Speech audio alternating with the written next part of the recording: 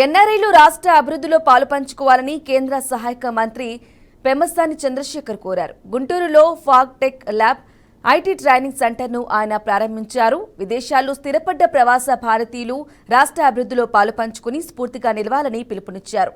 Guidance లేక అమెరికాలో ఎంతో మంది విద్యార్థులు ఇబ్బందులు ఎదుర్కొంటున్నారని చెప్పారు.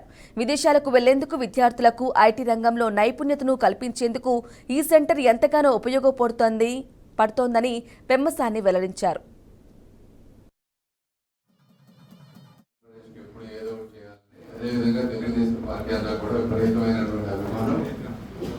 చూస్తా ఉన్నాను. ఒక ప్లాన్ తోటి చాలా మంది ట్రైనింగ్ సెంటర్లు పెట్టారు, కానీ ఒక ప్లాన్, ఒక పద్ధతి ఎందుకు చేస్తున్నాం అనేటువంటి క్లారిటీతో వచ్చారు.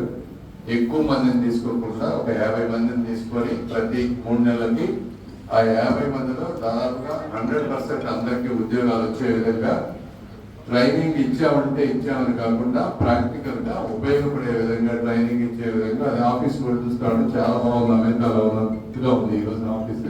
సో తీసుకునేది కూడా చాలా తక్కువ దాంతో ఈ ట్రైనింగ్ ఇవ్వాలనుకుంటున్నారు. సో అది మంచి పరిణామం. ఎందుకంటే చాలా మంది ట్రైనింగ్ సెంటర్స్ లో వెళ్తే ఆ ట్రైనింగ్ మీద డబ్బులు వస్తే చాలు అనే విధంగా చేస్తారు.